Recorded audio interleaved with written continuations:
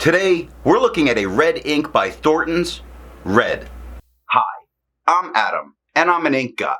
I get inks, test them, and share the results with you. Now, down below in the description, there's timestamps of all the parts of the video, and if you are in a hurry, you can skip around, but if you got the time, I'd appreciate you if you check out the entire video. You can also follow me over on Instagram, and if you're new here and like ink reviews, I would invite you to subscribe. In order to make sure I have a range of experience with this ink, I do the writing samples. I then inked up this Retro 51 Tornado with a broad nib. I wrote with it for a day and used it to take the notes for this video.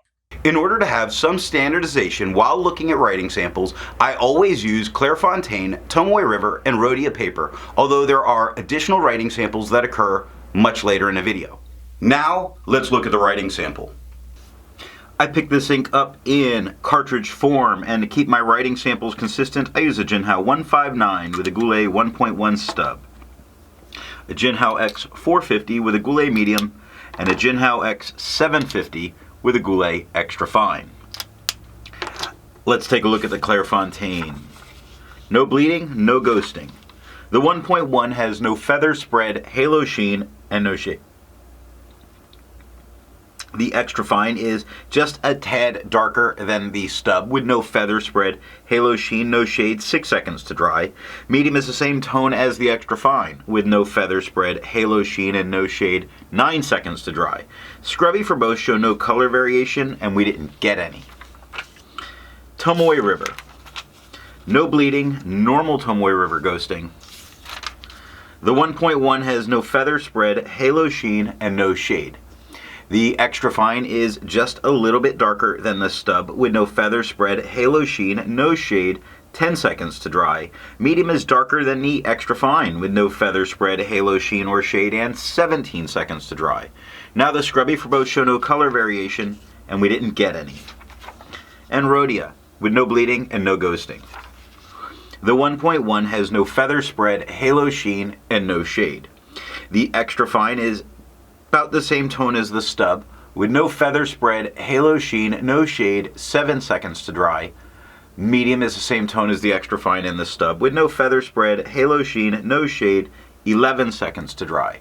Scrubby for both are showing no color variation, and we're not getting any. I agree with Vita that there's a lot to be learned by doing multiple chromatographies. The one on the left is done the way it's supposed to be done. I put a line of ink down and immediately put it into water for 10 to 15 seconds. And we see a great prime red that's immediately pushing up, leaving very little behind, and it's all really gathering at the top. Now the one on the right I let dry for 10 minutes before I dunk it into water. And there is a little bit that's being left as it's pushing up. It's a little more pink on the bottom, or very light red. But for the most part, I'm not expecting resistance. Both those chromatographies look the same. Resistance tests are done to see how well this ink can be expected to perform on the page and how hard it may be to clean from your pen. I let the smear dry for 3 days before testing it. Looking at the highlighter, I feel perfectly safe using this in a note-taking situation if I want to go back and highlight, because it had very little effect. Now water lifted all the darkest tones, left some of the very light tones, and you see that I wiped it away and it smeared that red all around.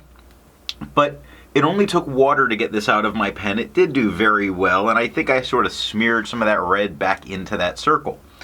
Pen Flush does everything that water does and a little bit faster. You very easily see the white of the paper coming through, and the 1/3 bleach solution completely removes it from the paper.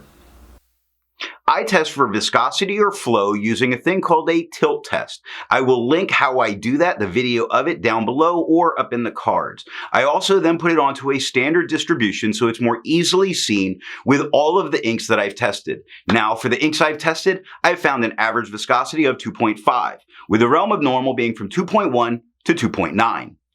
Thornton's Red has a viscosity of 2.59, making it normal.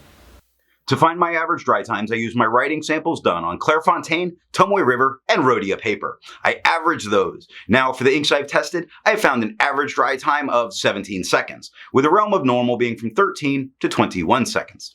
Thornton's Red has an average dry time of 10 seconds, making it a fast drying ink. Instead of finding inks that look like Thornton's red, I would prefer to find an ink that complements its color on the page. I went for a nice black here, and I chose Diamine Onyx. The second writing sample is done on Levenger, Franklin Christoph, and black and red paper. Here we're looking at Levenger paper. Now we get no bleeding, no ghosting. The 1.1 has no feather spread, halo sheen, and no shade. The extra fine is just a little bit lighter than the stub with no feather spread, halo sheen, no shade, 4 seconds to dry. Medium is just a tad darker than the stub with no feather spread, halo sheen, or shade, and 7 seconds to dry. Now the scrubby for both show no color variation, and we don't get any. Franklin Christoph paper with no bleeding, no ghosting. The 1.1 has no feather spread, halo sheen, and no shade. The extra fine is about the same tone as the stub with no feather spread, halo sheen, no shade, 6 seconds to dry. Medium is just a tad darker than the extra fine and the stub with no feather spread, halo sheen, and no shade, 10 seconds to dry. The scrubby for both are showing no color variation, and we're not getting any. And black and red notebooks with no bleeding, no ghosting. The 1.1 has no feather spread, halo sheen, no shade. The extra fine is just a tad lighter than the stub with no feather spread, halo sheen, no shade, 5 seconds to dry. Medium is just a little bit darker than the stub with no feather spread, halo sheen, no shade, and 8 seconds to dry. Scrubby for both are showing no color variation because we're not getting it, and that is all that I have for the writing samples. So what do I think of Thornton's red? This is a very solid performing, well-behaved red ink that does manage to provide shading from time to time.